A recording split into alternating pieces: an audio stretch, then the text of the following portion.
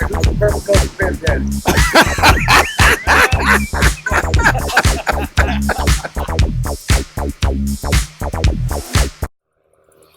Okay, folks, this is the Permaculture Pimp Daddy from Permaculture's Farm.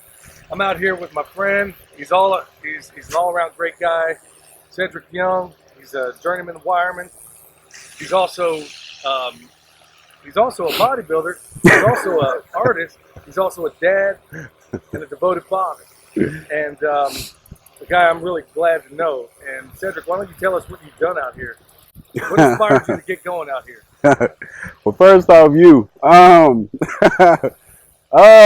Just the mentality of knowing, I guess giving back. Unlike the average person that likes to eat vegetables or anything like that, or any type of fruit and just throw it inside the trash can, we just try our best not to waste anything. So every day for the past, it only took about, I want to say probably 3 weeks. I go on like these veggie strands. It helps out with bodybuilding.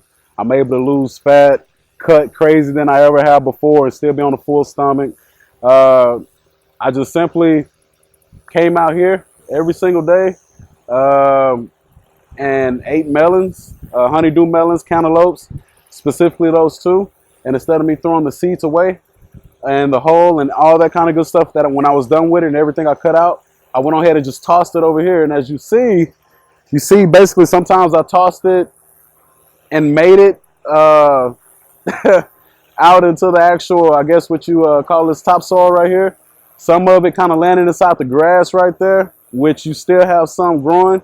You also have some where, as you can see, it made it all the way out here, and the vines just kept growing, crazy enough. Yeah. So what happened today? What were you waiting on? You were waiting on these to come ripe, but what happened? We had a guy that actually comes back here and he tills all of this land and stuff like that. So he actually came back here, and as you can see the tiller out there, he ended up hopping in it. He said he seen a patch and he didn't know what it was. So he came out and he went once over it, about half of it. And he said that by the time he realized that he seen a bunch of stuff rolling from the patch, and he realized that he just went through a melon patch, and he said it was too late. The damage had already been done. But as you can see, you still got some melons. You even got a melon that's like way right here. Oh, I see it in the distance here. Uh-huh. So he drug it out that far. Yeah. Accidents happen. Oh, there's a couple of them. There's a couple of them. Got some right here. One right here. But yeah, they were coming in, and I'm pretty sure these aren't salvageable, but you know, it's the thought that counts. So, early on, Big Shed, you were helping me out with the chickens. I mean, you were helping me out. I was explaining earlier on the camera that you were helping out with the chickens from the day they arrived. You dipped their beaks. You and your wife were a tremendous help for me when I wanted to take a little time off. And so ultimately, what do you hope to do here? I mean, you're starting some guerrilla gardening here that's actually quite impressive. You might be the North Texas Ron Finley. So, I mean, where do you eventually want to take it? I mean, take unused ground and make it productive, do what we've done at the other shop? What's the ultimate goal, or do you have one? Or are you just in a fact-finding mode right now trying to figure out what you want to do? The ultimate goal for all of this is to hopefully have everybody that is just used to mass-produced foods to hopefully see how easy it is. And once you get a mindset of not throwing anything away like the Native Americans did, and you literally try to salvage everything that you possibly can, and you just give it back to the land. You're picking it from the land, you give it back to the land, it'll bless you tenfold. So my goal overall is just to hopefully make everybody knowledgeable of everything that they're eating.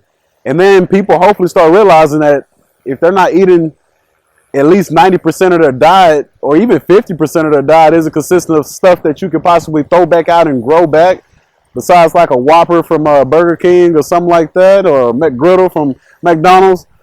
If you can't throw it back and you can't grow it, then how good is it? Now, I explained to the audience that you're a man of many hats. You're a journeyman electrician. You're a bodybuilder. You're also an artist.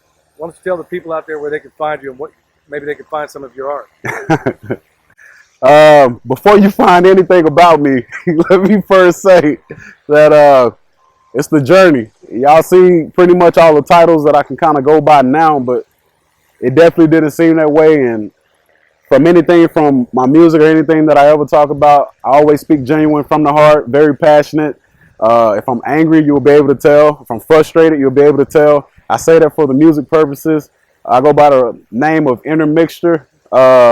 You can find that on YouTube underneath Intermixture Topic, Spotify, iTunes underneath Intermixture, Facebook. It's Intermixture twice. Instagram, you can find it underneath Intermixture with 2 I's in the beginning, and that's IINTERMIXTURE. Pretty much just about everything. You can pretty much find me all there. But understand that anything that you ever listen to or hear, understand that I definitely did come from a different past from where I am today. And it's a blessing that I'm here today and still alive. What a blessing that is, man. Well, here we are. We got Intermixture, a.k.a. my friend Big Shed, along with the Permaculture Pimp Daddy. What's that, sir? All right, who's your Permaculture Pimp Daddy?